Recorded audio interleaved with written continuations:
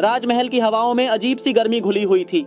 महारानी वासवी अपने शयन कक्ष के विशाल पलंग पर लेटी थीं। उनके रेशमी वस्त्र उनके शरीर से फिसल रहे थे। उनका मन विचलित था और आंखें बार बार बंद होते हुए भी किसी अदृश्य छवि को खोज रही थीं।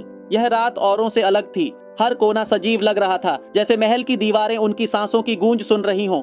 एक झोंका आया और पर्दे फड़फड़ाए। अचानक महारानी ने महसूस किया कि कमरे में कोई और भी है। उन्होंने मुड़कर देखा तो उनके सामने खड़ा था एक रहस्यमयी तांत्रिक, आचार्य अंशुमान। अंशुमान के चेहरे पर गहरी मुस्कान थी और उनकी आंखें जैसे महारानी के भीतर झांक रही थीं। उन्होंने धीमे स्वर में कहा, महारानी, आपकी आंखें कह रही हैं कि आप केवल एक शासिका नहीं हैं। आपके भीतर ऐसी इच्छाएं हैं जिन्हें आपने वर्षों से दबा रखा है। मैं यहाँ उन्हें मुक्त करने आया हूँ। महारानी के होठों पर एक हल्की कंपन दौड़ी। तुम्हें यह अधिकार किसने दिया कि तुम मेरे भीतर की बात जान सको? अंशुमान ने एक कदम आगे बढ़ाते हुए कहा, आपकी सांसें महारानी और आपकी धड़कनें, ये सब कुछ कह देती हैं। महारानी ने महसूस किया कि उनके शरीर पर एक अनदेखी ऊर्जा दौड़ रही है। तांत्रिक ने मंत्र पढ़ना शुरू किया और कमरे में दिए की लौ तेजी से थिरकने लगी। यह केवल एक मंत्र नहीं है, अंशुमान ने कहा, यह आपकी आत्मा और आपकी देह को मुक्त करने का रास्ता है। मंत्र के हर शब्द के साथ महारानी का शरीर हल्का होने लगा। उनका रेशमी वस्त्र धीरे धीरे उनके कंधों से गिरने लगा और तांत्रिक ने उनके करीब आकर कहा, आपके भीतर जो आग है उसे बुझाना नहीं, जलने दीजिए। अंशुमान ने अपनी उंगलियों से महारानी के चेहरे को छुआ।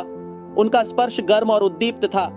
महारानी ने अपनी आंखें बंद कर लीं, लेकिन उनका मन अब पूरी तरह से तांत्रिक के वश में था। तांत्रिक ने कहा, महारानी, यह केवल शारीरिक सुख नहीं है, यह वह साधना है जिसमें देह और आत्मा का मिलन होता है। उन्होंने महारानी को अपनी बाहों में खींच लिया और दोनों के बीच जो हुआ वह केवल वासना नहीं, बल्कि एक गहन ऊर्जा का आदान प्रदान था। कमरे में गूंजती हुई सांसों के बीच अंशुमान ने महारानी के कानों में फुसफुसाया, आपकी इच्छाएं ही आपकी शक्ति हैं, इन्हें दबाइए मत। जैसे ही रात गहराई, कमरे की दीवारें कांपने लगीं। महारानी ने अंशुमान से कहा, यह क्या हो रहा है? अंशुमान ने गहरी आवाज में कहा, यह महल आपकी दबी इच्छाओं और पुराने पापों का गवाह है। जब तक हम इसे मुक्त नहीं करेंगे, यह हमें सताता रहेगा। उन्होंने महारानी का हाथ पकड़कर उन्हें महल के सबसे गहरे कक्ष में ले गए। वहां एक प्राचीन मूर्ति थी जिसके चारों ओर काले कपड़े बंधे थे। अंशुमान ने कहा, यह मूर्ति आपकी आत्मा की दास्ता का प्रतीक है। इसे तोड़ना होगा, लेकिन इसके लिए हमें अपनी ऊर्जा को एक करना होगा। अंशुमान ने एक बार फिर महारानी को अपनी ओर खींचा।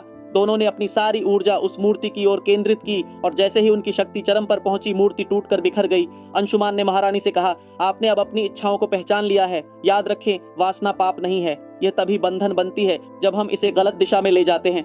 महारानी ने अंशुमान को धन्यवाद दिया। तुमने मुझे दिखाया कि मैं केवल एक रानी नहीं, एक स्त्री भी हूँ। अब मैं अपनी इच्छाओं को कमजोरी नहीं, अपनी ताकत बनाऊंगी। महल में अब एक नई सुबह हो चुकी थी। कहानी का निष्कर्ष, प्रेम वासना पाप नहीं है, लेकिन ये दोनों तरफ की मर्जी से होना चाहिए, नहीं तो ये पाप है।